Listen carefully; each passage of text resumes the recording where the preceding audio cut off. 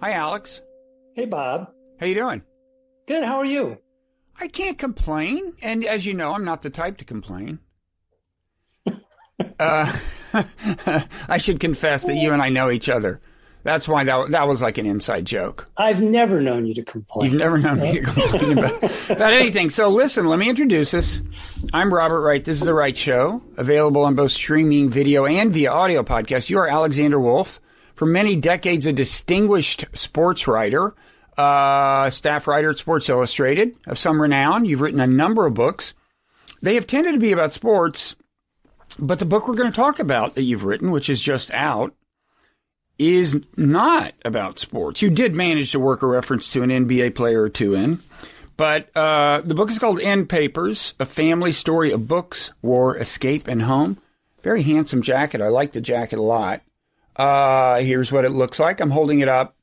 You know, as I suggested, we know each other. We went to college together. We actually played a little basketball together. Sometimes we were journalists together. And I went to your wedding and met your father there. As we will see, he figures centrally in this book. The other person who figures centrally in this book is his father, Kurt Wolff, an important figure in the publishing business, both in Europe and in the United States, as we'll explain. And it's, you know, the book is about largely your grandfather and your father, who are both worth writing about for different reasons, but for related reasons and for kind of intertwined reasons. This must be a kind of a tough book to do the elevator pitch for, I would think. Yeah, I'm kind of amazed when people with podcasts want to talk about it. Yeah, you did that roundabout intro, but that's really the only way into it. I mean, I suppose the other hook might be that we're in this moment of where we're figuring out whether the United States wants to continue to welcome immigrants. Mm-hmm. And the irony of looking across the ocean and seeing Germany, of all countries, throwing its doors open to asylum seekers and unambiguously denouncing neo-Nazism and all sorts of other things.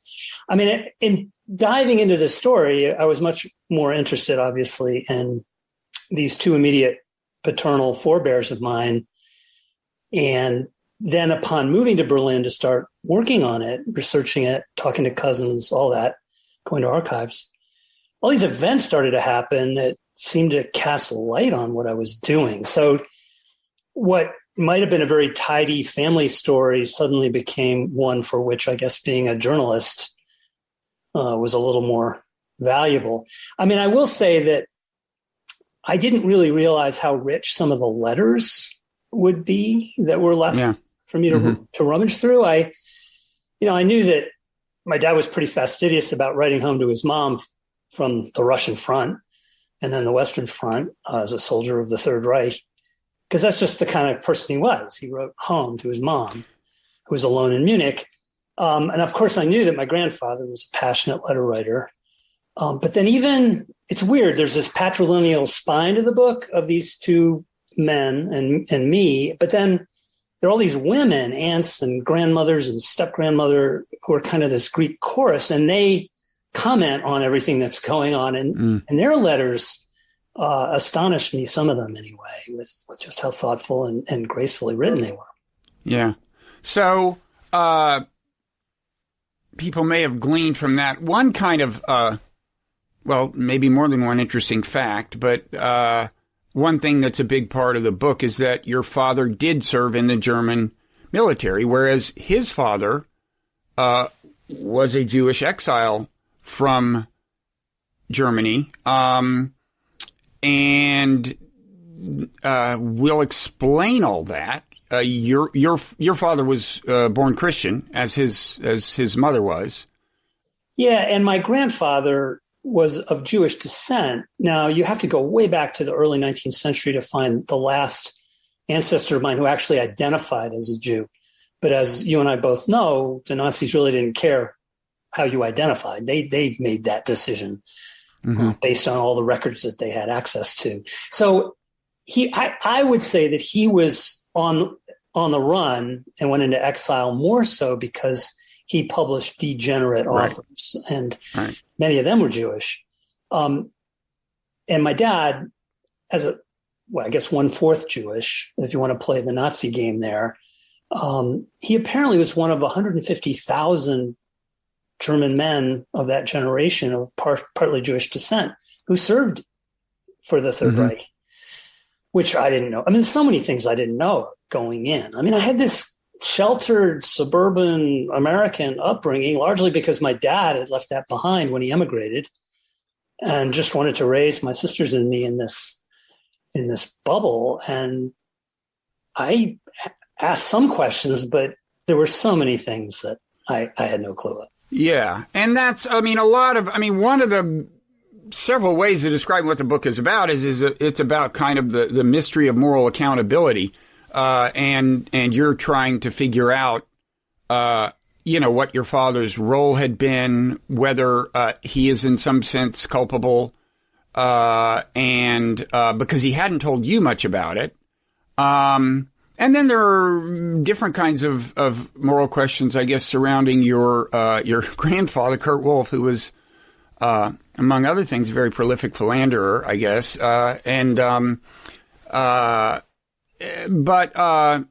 There's one, I think maybe the way to start the story is to back up and talk about Kurt, the grandfather. But first, I want to ask you one more question about your father.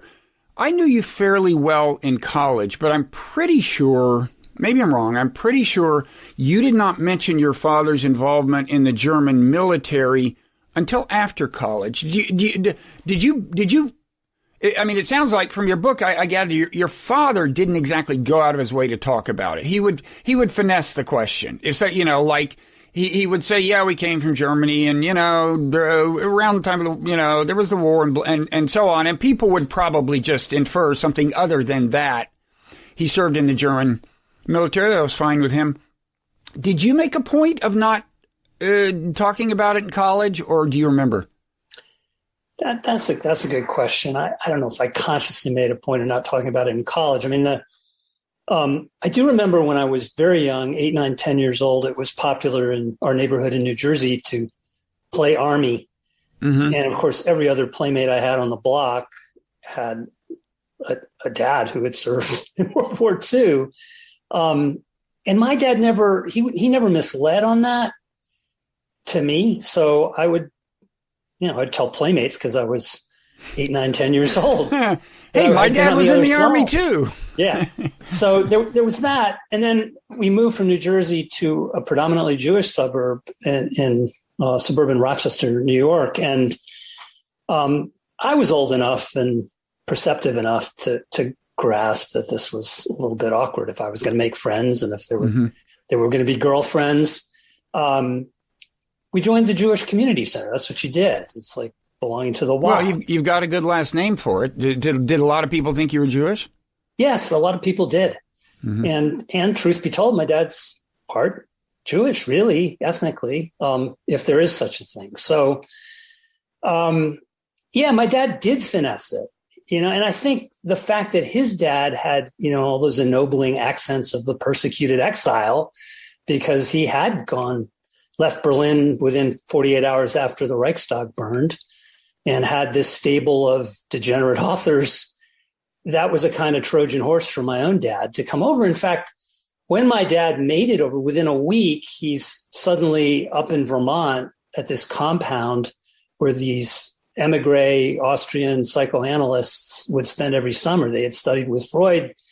They were Jewish and they had all sorts of musical friends who would play. And my dad's suddenly there. He's 3 years out of the Wehrmacht and he's there. And then he winds up in a house in Princeton as a grad student in chemistry that Albert Einstein himself actually holds the mortgage on. Right. On Wigan Street, right off Nassau. And so even though he'd been raised in a very non-Jewish environment after the divorce in Germany by his mother, entirely non-Jewish mom and stepfather, here he was in the States, kind of instantly being reintroduced to this exile world. Right. So my dad's experience was this weird schizoid thing, whereas his father's experience was always in that aesthetic world of books and art and music, and where these sort of Nazi distinctions are, people are trying to overcome them, and they're not relevant to him in the way he thinks. Just quickly, speaking of Einstein, your father had the occasion to drive Einstein home, I guess, after a lecture, or drive in a car with him. And a lecture, was it Niels Bohr or Max Planck? It was Niels Bohr. So a quantum physics lecture, your father's was, he hadn't understood a word of it, and he's almost afraid to bring it up to Einstein. He says to Einstein, "What'd you think of it?" And Einstein says, "Niels Bohr never makes any sense," basically. Of course, Einstein never really accepted quantum physics.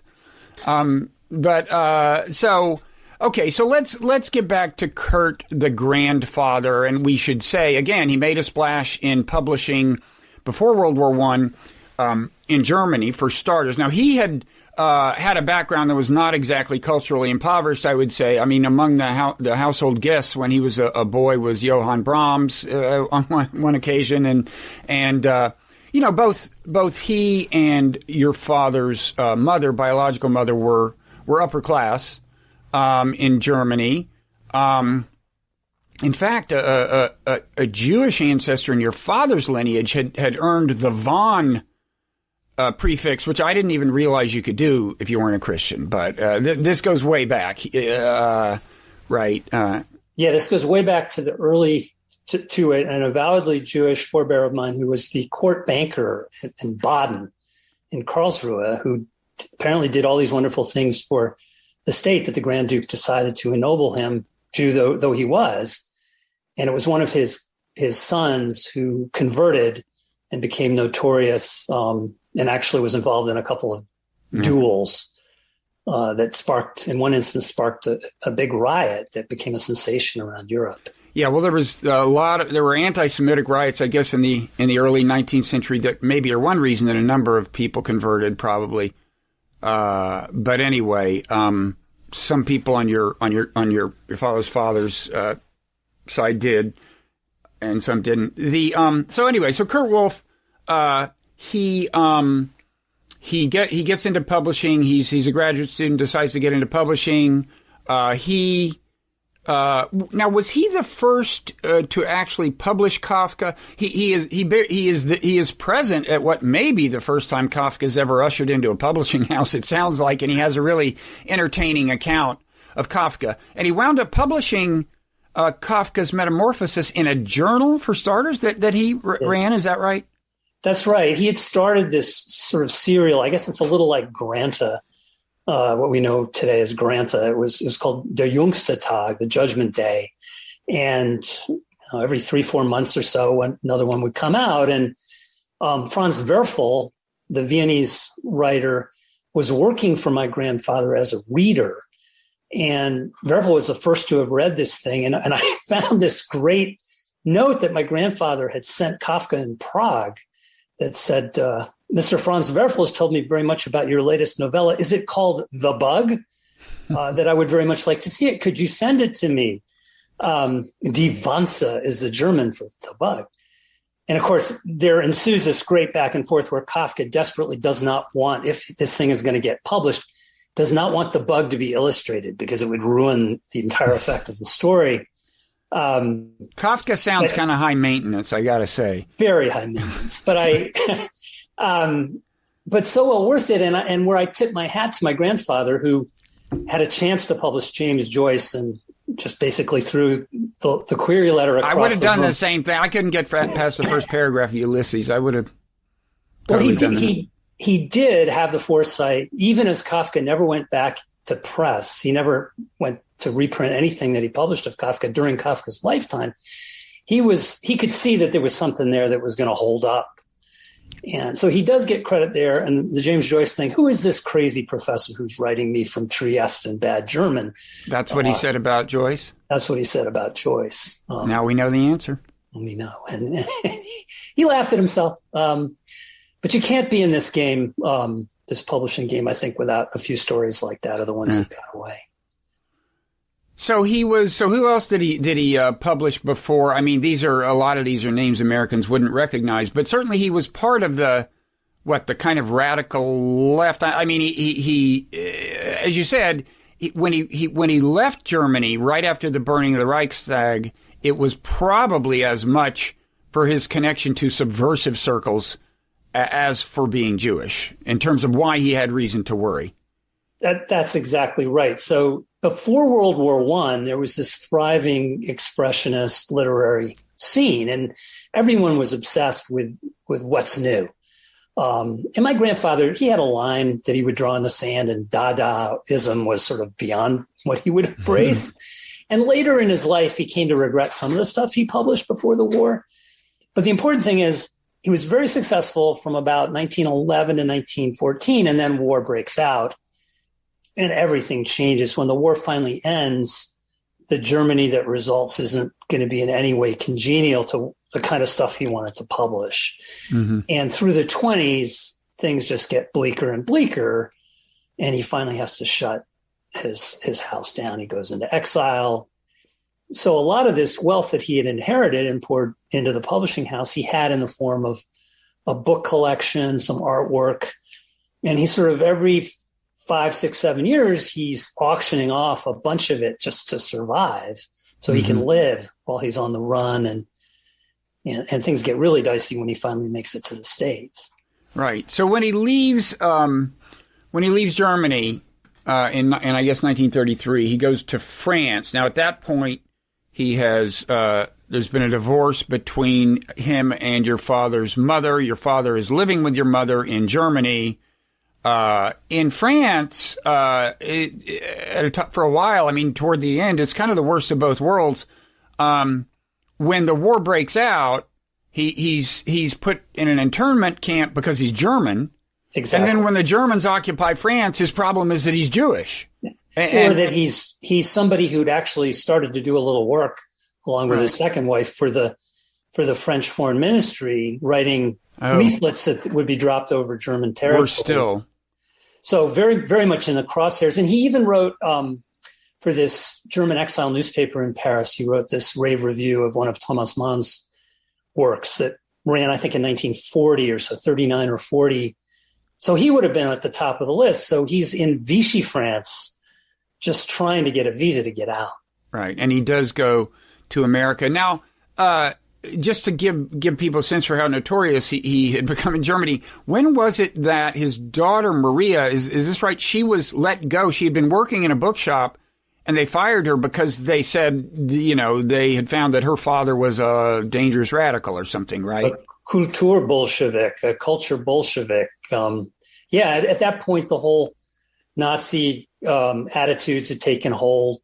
You couldn't have a bookshop in Germany unless you belonged to some league of approved bookshop owners, and this would have been 38, 39. And by then, Kurt had left Germany, but that was a thing. And working on this book was to actually lay this timeline down next to that timeline. So there's a timeline that all these letters and diaries were telling me on a very personal level. And then there was the timeline that the history books would tell me. For instance, I don't know about you, but when my understanding of the Holocaust had always been that it happened in death camps in the Polish woods. Mm-hmm. And how else it happened, details were never taught to me. Tim Snyder the Yale historian, has written this book, Bloodlands, where he goes into great detail about how there was this other thing with the invasion of the Soviet Union that the Nazis called the Hunger Plan, where they were going to willfully starve Slavs, Jews, depopulate certainly the countryside of the Ukraine, Poland, the western part of the Soviet Union, and then invite German farmers to resettle it.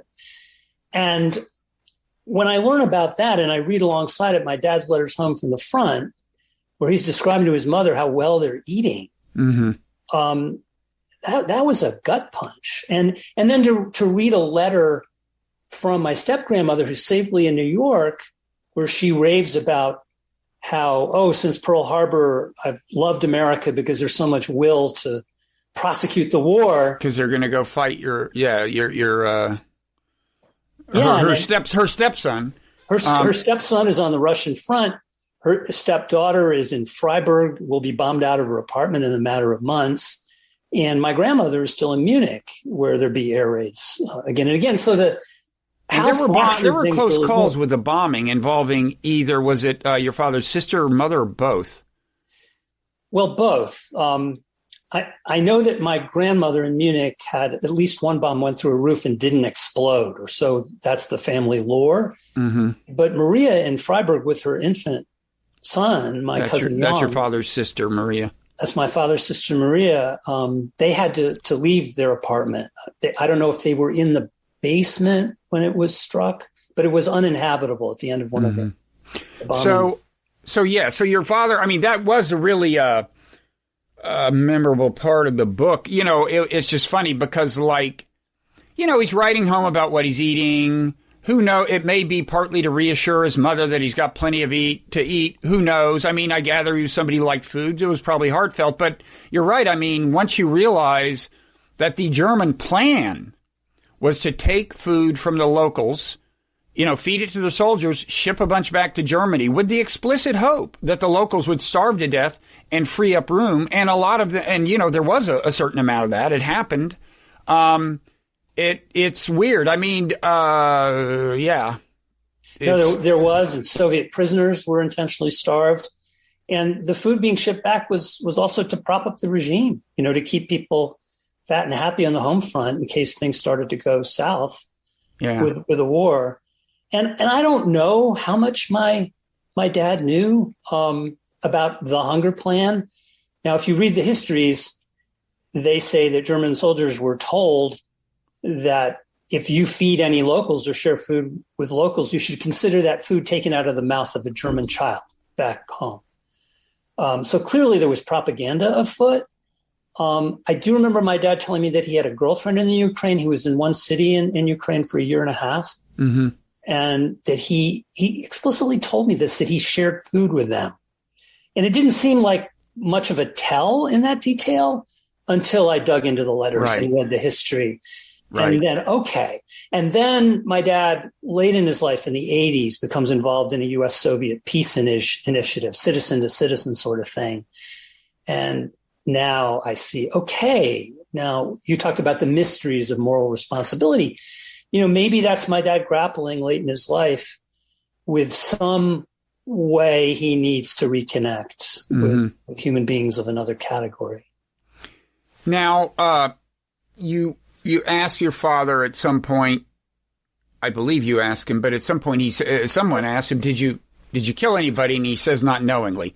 And he was I guess he was technically in the Luftwaffe when he was on the Eastern Front, but he didn't fly planes, drop bombs. He was kind of support. He drove a truck and provided stuff that certainly facilitated the work of the people in planes. But and it's funny. At that point I thought, well, if he was on the Eastern Front, at least my father was in the U.S. Army. I thought, well, at least my father wasn't trying to kill him. But then your father gets sent to the Western Front and becomes part of an anti-aircraft operation, right? And here's a sentence that really got my attention. You write, there, somewhere between the German town of Geiklingen and Vianden in Luxembourg, he hunkered down in an anti-aircraft emplacement on a ridge exposed to the pounding of American artillery. Because my father was at the Battle of the Bulge, and his job was to direct artillery fire. I've never told you this before. I didn't realize it was relevant, but he was lieutenant commanding a battery, an artillery battery. So there had been 6 or 8 howitzers under his command, and in addition, he was the survey officer for the whole battalion. So, in some sense, he was doing work that was supposed to improve the accuracy of all the artillery fire in the battalion. But I want to read, so anyway, this inspired me this morning. I want to plug another book. My little sister did a self-published book once about my parents. Available on Kindle, on Amazon. It's called For Posterity's Sake, because she wrote it for posterity's sake. Her name is Terry Mackenzie.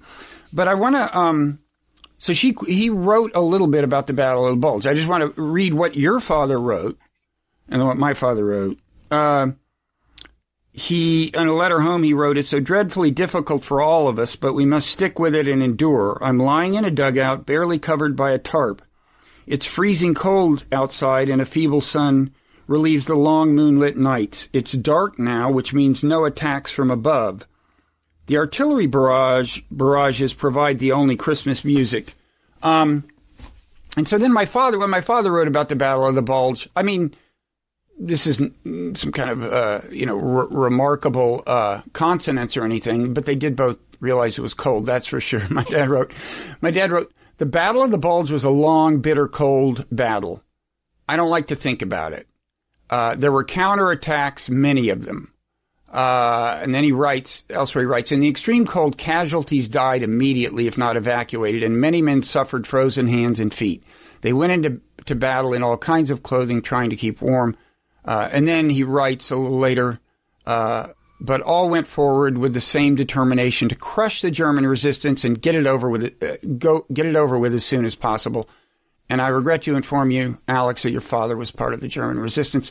Now, the Battle of the Bulge was a very far-flung thing. It's very unlikely, I think, that my father was raining down shells in the vicinity of your father. But it really kind of hit home. I mean, it's funny, you spend, and we'll get back, we've already seen some of the kind of grappling you've done with what your father did and the question of culpability and so on.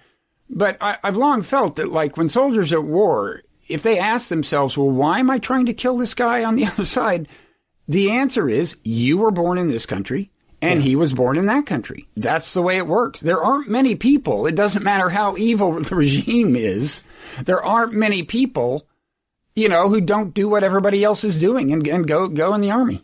Yeah, and I suspect that if my dad had known, say, when you came to my wedding and met my dad, if he had known that your dad was on the other side of that line, trying to crush the German resistance, in some kind of cosmic way, he would want to indicate thanks to your dad.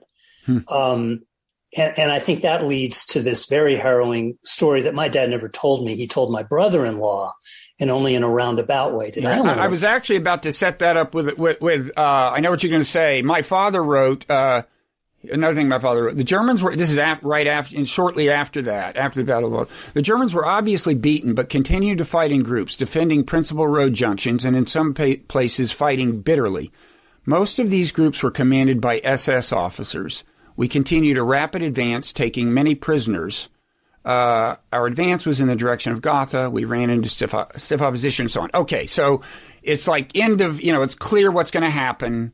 Right. Now tell the story, because this is fascinating. Yeah, so there's a group, at this point, my dad's unit had been dissolved, and there are these little bands that reorganize, and whoever the ranking person is, and actually from your dad's account, it sounds like it probably was an SS officer, is in charge of about 6 or 7 of these German soldiers, including my dad. Mm-hmm.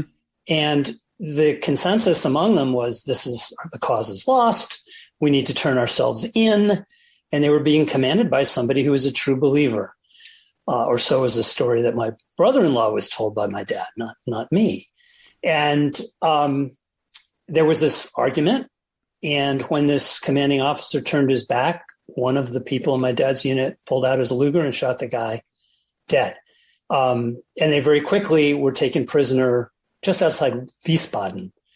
So actually, if your dad had been your Gotha, Gotha, it sounds like from the way you pronounced it, I could probably find out how close our respective dads were to each other. But anyway, there were strict orders that Martin Bormann, Hitler's number 2, had sent down that all defeatists were to be summarily executed. Well, in this particular instance, the people who were the defeatists ended up carrying the day, at least momentarily.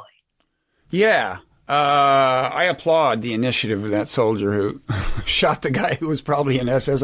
I mean, it's every death is in some sense a tragedy, but I got to think he saved lives, probably including American ones, and possibly including your father's. Yeah, and that is the weirdness of it all. That how do you? I mean, that my dad had American cousins, that as soon as he was taken prisoner, this GI from Chicago insisted upon confiscating his camera, that he somehow compensate him for it. So gave him a box of cigarettes that wound up being this cash that he could use for barter and helped ease his way during captivity. And there was these little human moments embedded in it all. And then he emigrates over here and he becomes this absolutely devoted American in all of these cliched ways.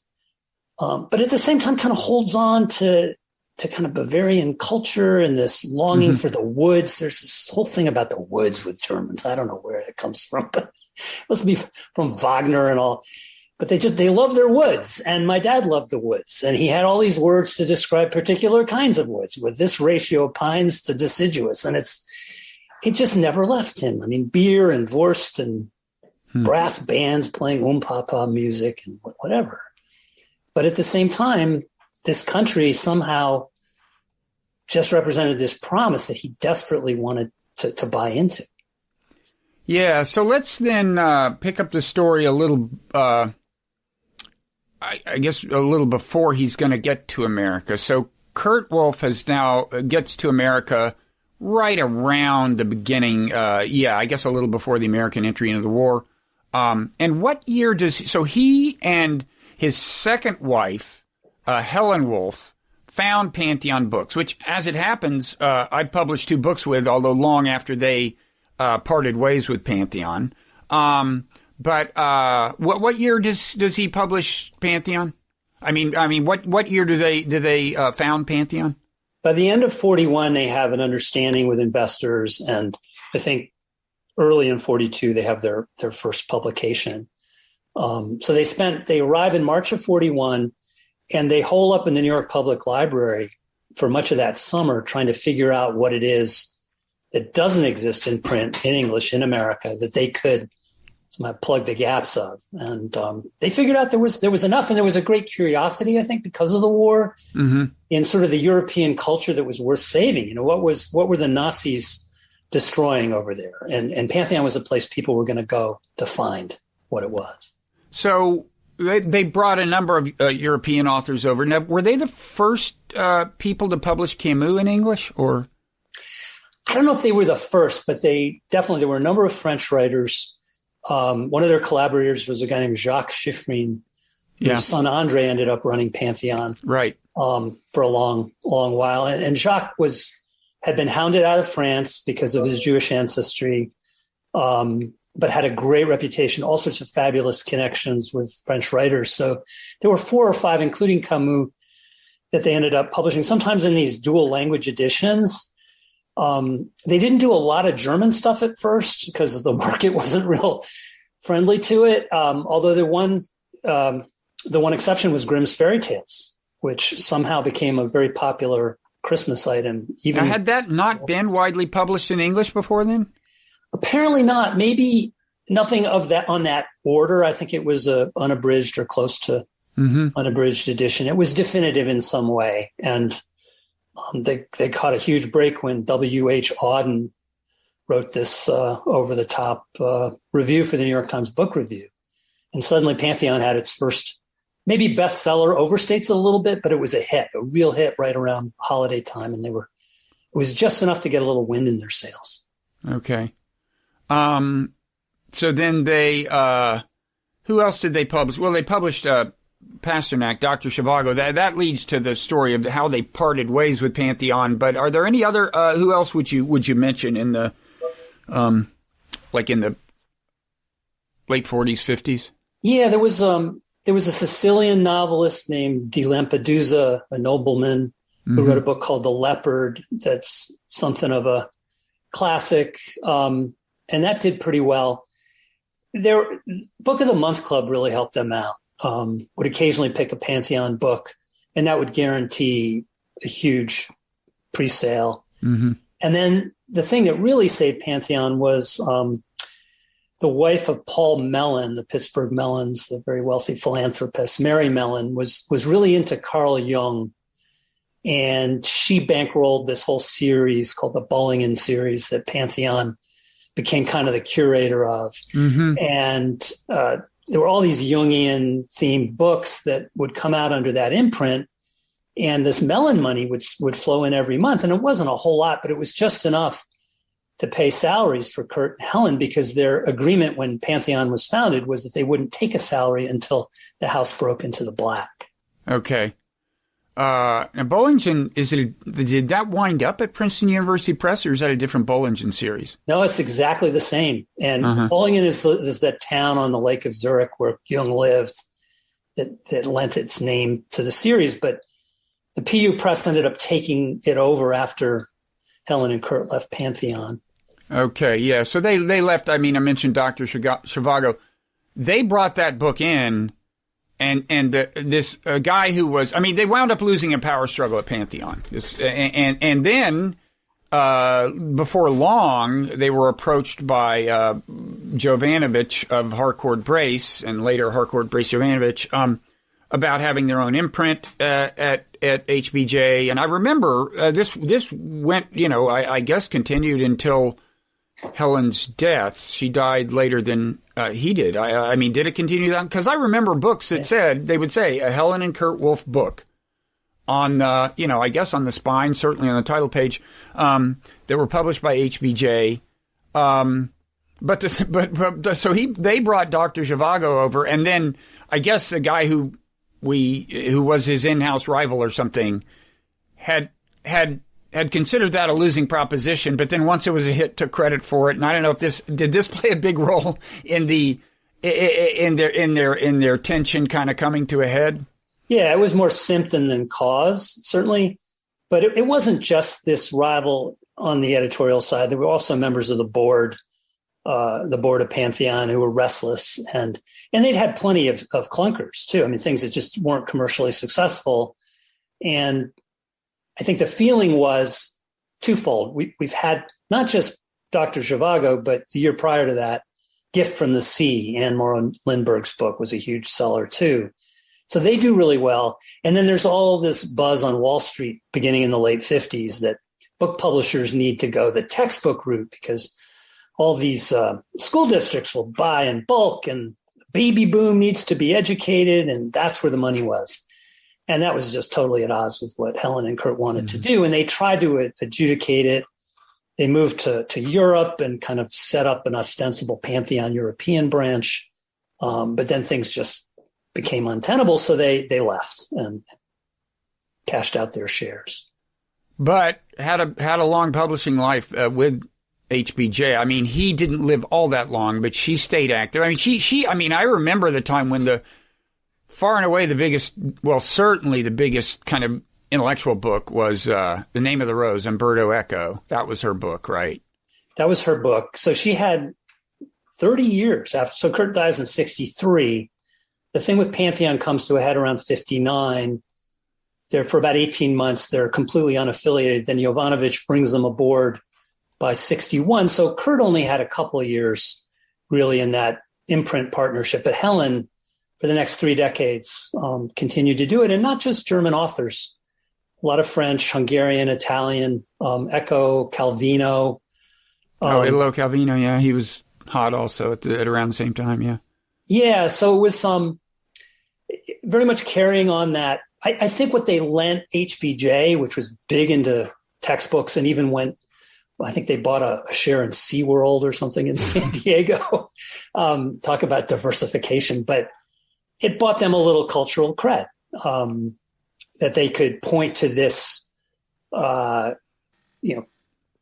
intellectual sliver of the business that was still getting taken seriously in the pages of book reviews and so forth. Mm-hmm. So one more thing about Kurt. Well, I mean, he was just an amazing figure. I mean, I don't know if we've done him justice. He was at least three-dimensional. There was something about the way he died that, well, you kind of allude to this, but that by the time he dies, I felt I had gotten to know him well enough to consider it in a certain sense, a natural way for him to die. He had almost predicted it in the same vein. Do you want to talk about this? Yeah, he was kind of famously unhandy and had a bit of the dreamy, absent-minded professor quality to him. I mean, he was a pretty good businessman, so I don't want to sell him short on that score, but his own father had been a professor, a music professor and conductor, and was always kind of lost in some melody. He composed too. And I think Kurt had a little bit of that. He just wanted to partake of life and all of its great pleasures. And he did say sometime shortly before he died that I will die of my own carelessness. And he ended up trying to cross a very narrow opening between two buildings in this little German town he was visiting in 1963. And a truck was backing into this opening, and he miscalculated how much time he would have to make it across. So he thought he could beat the truck, and he didn't. Exactly. And he gets pinned against a post. What I was thinking of when I said it seemed natural was there was just a certain audacity to him, right? I mean, he had a kind of self-confidence. You see that in the breakup with Pantheon. It's like he's not going out of his way to be diplomatic. I mean, the letters you quote from where he's like laying down the law at the risk of losing the power struggle, which he does. He just seems to be a person of, great confidence, a lover of life, not the person to shy away from a little bit of a risk, I guess. That's kind of what I thought of. And even bordering on reckless. And there's one letter, I yelped a little bit when I discovered it very late in the process, but it was a letter that Helen, his second wife, wrote to Elizabeth, my grandmother, Kurt's first wife, after his death. And in it, she talks very, very frankly about how reckless he was, how heedless of caution he was, how he was like an amiable child you always wanted to try to protect. It was the most amazingly intimate letter, but I suppose the two women who were married to this one man who was just passed away can share those kinds of intimacies. And that was who he was. I mean, at his core, and that recklessness, I mean, just deciding that you're going to spend untold amounts of money to bring to market something that may find its audience, 50 years on, like Kafka, or De Lampedusa, or one of these. Robert Walser is a writer a Swiss writer from Kurt's time in the teens in Germany that he published, who really wasn't known or successful, but there are people today who love his writing. And I suggest it's this kind of little annuities that he would invest in that would take years to pay off, but they would eventually pay off. It's almost as if he wanted that posterity to borrow a phrase from your sister. Posterity to pass judgment rather than these vulgar people that he's sharing the present moment. He was a kind of purist. I mean, that's the funny thing. I mean, he was socially, in a certain sense, very adroit and successful, but he wouldn't compromise on the physical quality of the books. And, I really admired that. There's one more anecdote from your childhood, your I guess last encounter with him. You were very young, having to do with this cash register. Because I'll let you tell the story, but he just seems to have been someone who is, extravagant in his charmingness,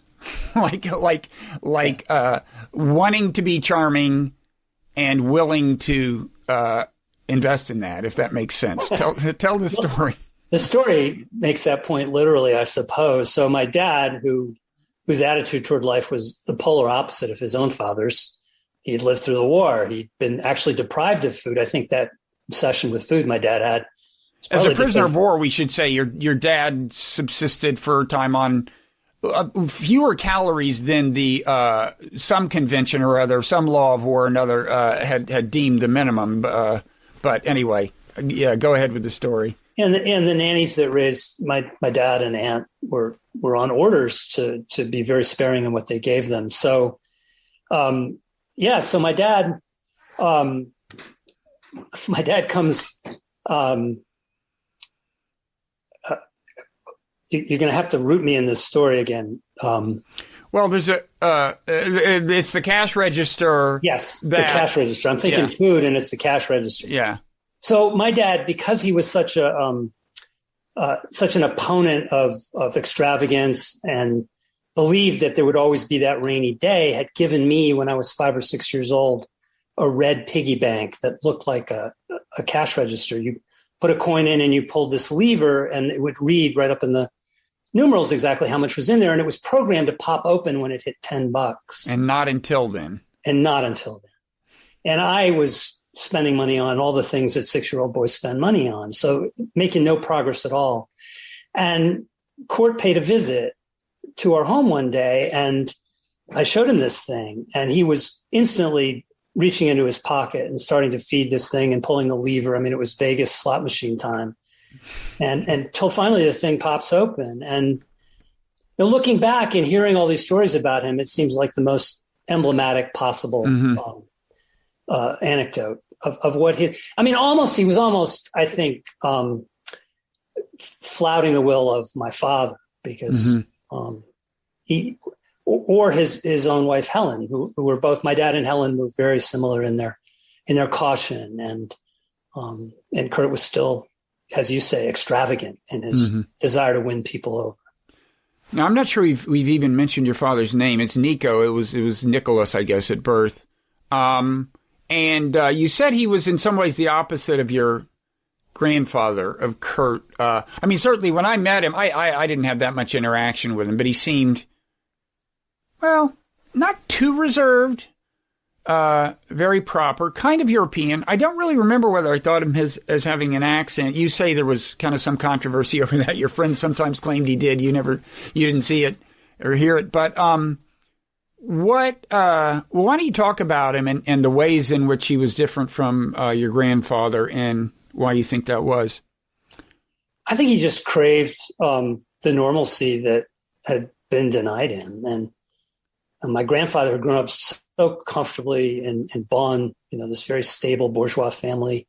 Always plenty to eat, plenty of pleasures to partake of. Even the war, World War I, when he served as an officer, he was away from the worst of it. And my dad, this very strict upbringing, there was this vogue at the time called Fletcherism, where you could only swallow food after you chewed it a certain number of times, and no beverage with your dinner, right? Yeah, it was terrible. It was, and he complained about it. I remember when I was young, he talked about the scars that he still had from that. And then, before you realize it, you're in boarding school, and then suddenly you're in the labor service, which is this paramilitary organization the Nazis set up. You've been going to Hitler Youth meetings in boarding school, and then you're drafted and sent to the Russian front. And you look around at your cohort, the German men of that age, and 1 out of every 2 would not survive their 20s. And so he somehow emerges from this. And I completely understand. He thinks he's won the lottery when he somehow gets a student visa in 1948 to come over, sponsored by his now American citizen father, come over to study, and has no interest in revisiting the past, only wants to hop aboard whatever 1950s train is leaving the station, and marries an American woman, a WASP from Fairfield County, Connecticut, and starts a family. And I get it. I understand why he wasn't looking back. And that I did now, I don't know that I could have until my dad had passed away, because I think he looked at it as this gift that he gave us, this break from the old country. And there was that one moment where I had a friend coming visit us. We were in Germany, and a friend from Zurich was coming up to visit, and we decided we wanted to go out to Dachau. It just seemed like a place to see. And mentioned to my dad we'd be going out to Dachau the next morning. And he said, "Why would you want to do that?" And it sounds very harsh now when I when was this? What year was this roughly? This would have been in the late mid 70s. Okay. So is that like, when did Germany start making a point of really revisiting its past honestly? Because there was a period of, I don't know if you want to call it denial, but there was a period before Germans made such a point of acknowledging culpability. And maybe this was like around the hinge point or something. I don't know. I think it was because I remember when we got off the S-Bahn in Dachau. Dachau's maybe 20-minute, 30-minute S-Bahn ride out from Munich. There was a woman on the platform handing out leaflets, a local woman. They were basically asking people who were coming to visit the concentration camp not to hold current day Dachauers responsible for what was done by their ancestors. And that made as big an impression on me as the actual exhibits. And my dad's, getting back to my dad's reaction when I told him that we were going to do this, I really do think that he felt he had worked so hard to shield us off from that. Mm-hmm. And why do you want to revisit it? Well, at the time, I didn't feel I had to explain to him why. And when I share with others that story, I definitely said, boy, that does sound awfully harsh. Like, was he unwilling to revisit it? And I think of him as somebody who fled it, who didn't do this Vergangenheitsaufarbeitung, because already a third of his life had gone by, and here was an opportunity to make the most of the rest of his life. And he wanted to throw himself headlong into that. And that was the gift for the next generation too. Mm-hmm. And there's a point where you ask him, did he know about the death camps, right?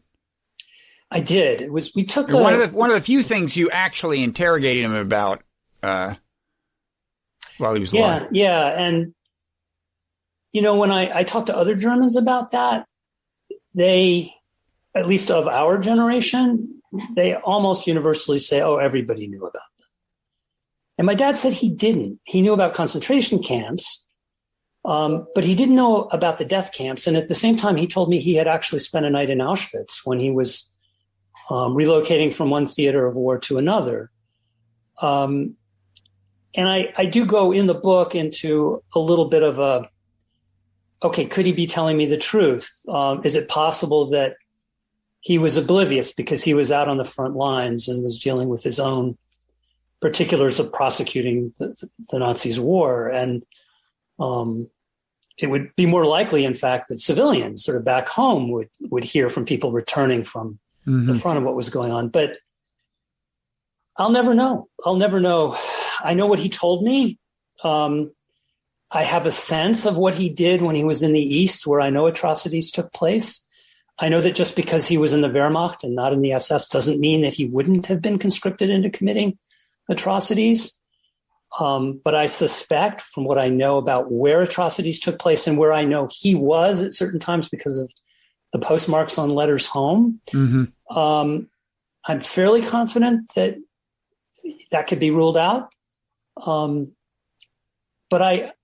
from the whole investigation, I'm not sure I can be any more sure than I was going in. We did confirm what he said about spending a night in Auschwitz, right? You found a postcard with an Auschwitz postmark written by him. Is that right? That's right. A letter home. And a letter. Like every German postage stamp of the era, it has Hitler in profile on it. Mm-hmm. And it was quite a combination to see those three things: the Hitler stamp, the Auschwitz postmark, and my dad's handwriting. But yeah, I guess the project that falls to us in our generation is just to try to make sure that nobody lands in that position where you're forced to choose between committing these horrendous crimes and betraying your country. Mm-hmm. And if we can somehow keep countries as they're constituted from ever reaching that fork in the road, or putting their citizens at that fork in the road, then we've achieved at least something. Mm-hmm. He he was a great appreciator of beauty, we should say. I think. I mean, it's your book's about a lot of things, but both of the two main figures in their own ways evince that. I mean, it sounds like Kurt Wolff's interest in publishing was partly genuinely aesthetic. And your father, he wound up a chemist. And really, I think it sounds like found genuine beauty in nature near the end of his life when he's on his, I guess close to his deathbed. He says something to your mother to that effect. He's kind of marveling. There's some, you won't remember the exact line, but you probably know what I mean. And go ahead. It was a moment looking out the window at 3 a.m. and just seeing the moon in the sky. And then he felt obliged to report what he had seen to my mother. I thought that was the most meaningful part of it. But yeah, he was. He said nature is going about its rounds or something. Yeah, nature. That's exactly. It's just nature going about its rounds. All quiet on the Western Front, I guess, in some weird way. But yeah, for my dad, it was music mostly. It was where he found his pleasure in the aesthetic. But that kind of leads me to consider the irony of all this is that all these people in my family loved beautiful things. They could afford beautiful things. They were prosperous. They collected art and books and made music. And this was this thing that they felt so lucky to be around. And they had friends and neighbors who were Jewish who loved them just as much. And I think that's the thing that my dad and his mom, that was the burden they bore, that they had neighbors and friends that they lost. And they didn't do anything. I'm not going to say they couldn't do anything, but they didn't do anything to keep that from happening. And these people were as invested in German culture as anybody. They were Germans, and many of them had been decorated for service in World War I. And I mean, that to me is the great tragedy. And I suppose it's harsh on some level, but toward the end of the book, I wonder if this whole Bildungsbürgertum, this is the upper middle class that's devoted to all the artistic beauty and aesthetics, whether they were so devoted to it that they just stayed in their salon and consumed it and enjoyed it and, enshrined it when they should have been engaged in politics. Politics is dirty and grubby, nowhere more so than in Germany, Lord knows, between the Kaiser and, the late 40s. But, that to me is sort of the great lesson. We just need to be alert. And that's where all sorts of Germans, not just my ancestors, but all sorts of Germans just fell asleep on the job. And so you're talking about before the time when getting engaged in politics would have meant to endanger their own lives, or at least their own freedom, that would have gotten them wound in either dead or in prison. Yes. And I don't know when that was exactly, but there was a time after which that was the choice. Yeah, and it was the frog in the pot. It was so you had your democracy, the Weimar Republic, but of course it was a very brittle one because Germany had no tradition of it, and all these right-wing elements were still pulling levers behind the scenes and were willing to do all sorts of thuggish things in order to overthrow it. And so the period between Versailles and 1933, when the Reichstag burned, was really those 13, 14 years were when you might have had a chance to stand up and keep it from coming. And I begin the book with this scene of my dad and I interacting around the Watergate hearings. And he overreacts to the Saturday night massacre when Nixon fires a special prosecutor, and he likens it in a moment of a momentary outburst to the Gestapo. And, I didn't entirely understand what he meant when he said that. Of course, I was 15. And, but by the end of this whole exercise, I had a better understanding, and I understood why he was so jealous of American democracy. don't know if that's the right word, but he just felt that he'd been given this chance in this country. And I can't even begin to imagine what he would think if he had been alive in 2016 and in the aftermath of that. But I say that I couldn't even imagine, and then I spent some pages in the book sketching it out. So, So it's you introduced this word at the beginning of the mysteries of moral responsibility, and it's a great word. I'm going to adopt it with your permission, and I'm afraid I've already trademarked it. Yeah, well, I'll pay you royalties for it. We'll talk. My people can talk to your people. There we go. The one more along those lines. I mean, just to give we're close to the end of our allotted time, but to give people a sense for how far you pursue the question of moral responsibility. Your father's mother's maiden name was Merck, as in the pharmaceutical giant, and in fact, it was originally established in Europe, I guess, but I think her uncle established the American outpost for Merck. Is that right? And so anyway, she's deeply embedded in the Merck, by birth, not by choice, but in the Merck empire. And you get into even that, which cuts so many ways. I mean, for one thing, Hitler, we now have good reason to believe, was taking both opiates and amphetamines. Some of those drugs were coming from Merck. Apparently, when the Allies bombed a Merck factory, it was something of a problem for Hitler, drug-wise. Right. There's a book that came out called Blitzed that gets into this in some detail, but it makes the argument that Hitler went cold turkey on Oikadal. It's essentially OxyContin, what we know today as OxyContin, that he had been prescribed by his personal physician. And when the Merck factory was bombed, he could no longer get it. And it contributed, the argument in the book is that it contributed through 44 and into early 45 to Hitler's going into this bunker of madness and delusion, is the way the writer. But wouldn't he eventually? Oh, well, it's the other guy's thesis. I won't argue with you about it. But, anyway, apparently you can certainly imagine that the drugs, sometimes he would take opiates and amphetamines at the same time. You can certainly imagine they account for some of the bursts of insanity, grandiosity, intemperance, the various things he's associated with.